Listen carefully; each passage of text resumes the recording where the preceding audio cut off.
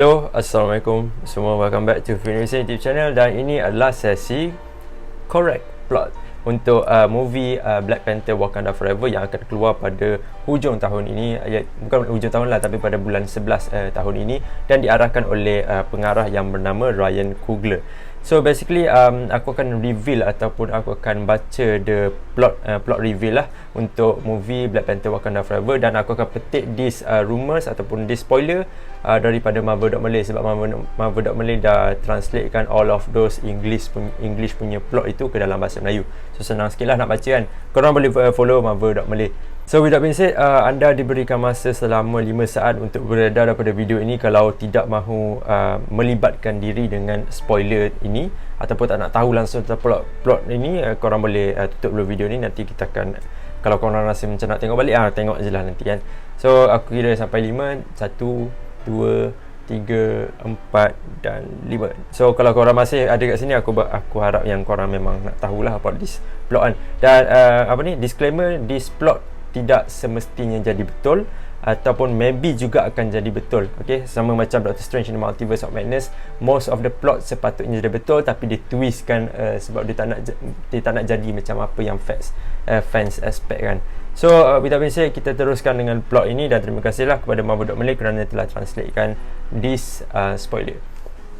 So first and foremost, cerita Black Panther Wakanda Forever itu bermula dengan pelakon Lake Bell. So dia akan memainkan peranan sebagai seorang saintis yang merupakan watak aslinya. So basically ada permulaan untuk filem Black Panther Wakanda Forever ni akan ada satu saintis dan juga satu tim saintis ini. Dia dalam pasukannya mencari vibranium di lautan, which is kita tahu vibranium merupakan logam yang paling kuat di dunia itu, di bumi itu kan.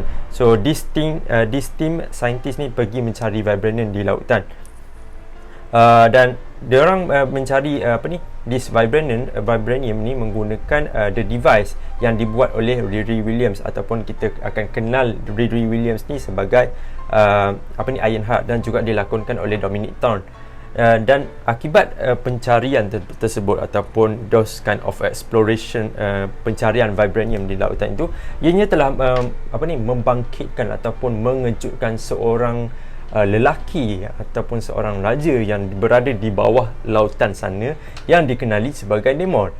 So Namor ni apabila dia tersedar dengan those kind of moment, dia pergi untuk membunuh saintis-saintis tersebut, termasuklah dengan Riri Williams. Akan tetapi Riri Williams tidak dibunuh oleh Namor, sebab Wakanda berjaya untuk menghentikan those kind of invasion lah, ataupun those kind of serangan. Dan basically Namor tidak berjaya untuk membunuh Riri Williams ataupun Ironheart. So basically itu adalah the first plot yang disajikan, yang telah dibagi tahu oleh insider, sebenarnya insider iaitu Daniel RPK. So the second one is melibatkan dengan karakter T'Challa. So T'Challa telah meninggal dunia kerana sakit. Namor ingin membunuh Riri Williams ataupun aka as Ironheart, tetapi Wakanda melindunginya. So pertama, Riri Williams akan diperbuat daripada kereta, tetapi apabila dia sampai ke Wakanda, dia akan mendapat suit baru yang diperbuat daripada vibranium. Dan ekoran daripada momen tersebut, pencarian vibranium di lautan dan sebagainya, akan berlakulah peperangan di antara Wakanda dan juga Atlantis. So daripada plot yang kedua ni, yang mula-mulanya menceritakan tentang T'Challa meninggal dunia, I think there is humble way ataupun cara yang terbaiklah untuk mematikan karakter T'Challa yang dilakonkan oleh mendiang Chadwick Boseman. Aku rasa itu adalah cara terbaik, sebab dia pun mati kerana sakit, dan tidak mustahil, ataupun aku rasa itu cara yang terbaiklah untuk mematikan watak T'Challa ini. Juga dia ada juga reveal pasal suit pertama Riri Williams yang diperbuat daripada kereta, dan ini juga adalah first entrance untuk Ironheart dengan sangat baik, where dia tidak mengunculkan dirinya dengan those kind of suit, teknologi suit yang really advanced dan sebagainya. Aku rasa ini bagi aku ini bagus, dan ya, berlakunya perang antara Wakanda dan juga Atlantis. Lepas tu pergi pula yang ketiga, Ibu Shuri meninggal dunia dan sebahagian Wakanda ditenggelami air. Okay. Shuri membuat bunga tiruan untuk, ni bukan bunga tiruan lah, artificial punya nama yang bunga Black Panther makan tu, untuk mendapatkan kuasa Black Panther. Dia mengharapkan bertemu dengan T'Challa, tetapi dia bertemu dengan Killmonger. Selepas itu Shuri membuat suit Black Panther-nya sendiri. Okay, so Ibu Shuri meninggal dunia dan sebagian Wakanda ditenggelami air. Aku rasa masa ni dah berlakulah peperangan tersebut tu. Shuri membuat bunga tiruan untuk mendapatkan kuasa Black Panther. So basically daripada statement ni, daripada plot reveal ni, Shuri akan be the one yang akan menggalas watak sebagai Black Panther yang seterusnya selepas T'Challa, seperti mana yang kita jangkakan dan juga expectkan for the few months yang kita dah bincang ni kan. Selepas tu dia mengharapkan bertemu dengan T'Challa, tapi dia bertemu dengan Killmonger. Aku tak tahu macam mana lagi connection pasal statement ni, pasal dia bertemu dengan Killmonger, why Killmonger yang harus dia berjumpa dan sebagainya, aku tak tahu. Dan Shuri membuat suit Black Panther-nya sendiri. Okay, so basically Shuri akan menjadi Black Panther lah dalam filem Black Panther Wakanda Forever nanti. After that, plot yang keempat pula, berlaku perang besar antara dua negara. Shuri mengalahkan Namor tetapi tidak membunuhnya. Okay.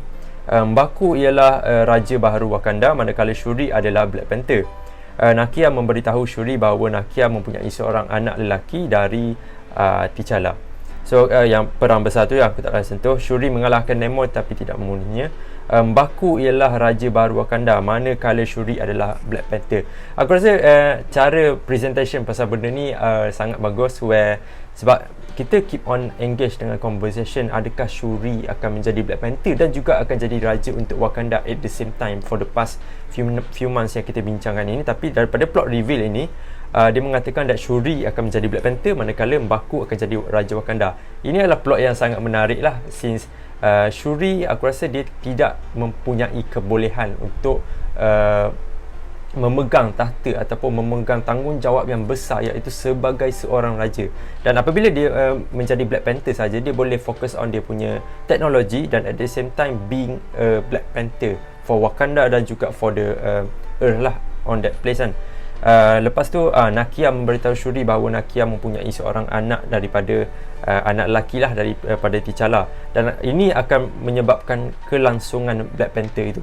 Dan bagi aku, daripada perspektif aku, Shuri akan menjadi Black Panther just for a moment. For a moment ni maybe dalam 2, 3, 4 tahun jugalah, menunggu masa untuk anak lelaki T'Challa ini membesar, dan lepas itu akan berlakulah tradisi Black Panther yang seperti biasa kan. Dia akan fight for the tahta dan sebagainya, fight for siapa akan jadi Black Panther dan sebagainya itu. So itu saja untuk perjalanan cerita Black Panther. Lepas tu ekoran daripada itu, kita pergi kepada post credit scene yang melihatkan Dr. Doom yang akan menghantar tim Jake Bell dan juga anak buahnya untuk mencari Vibranium.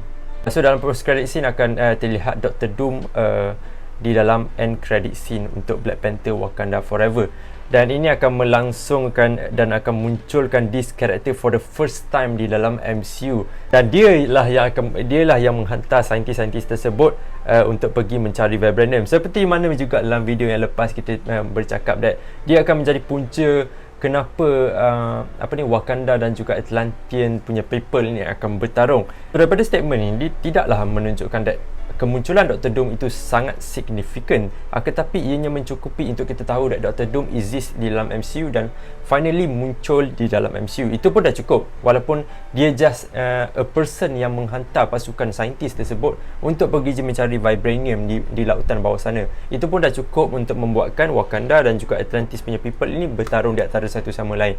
Dan ekoran daripada ini, selepasnya filem Black Panther Wakanda Forever ni, kita akan melihatlah setup untuk Fantastic Four dan sebagainya.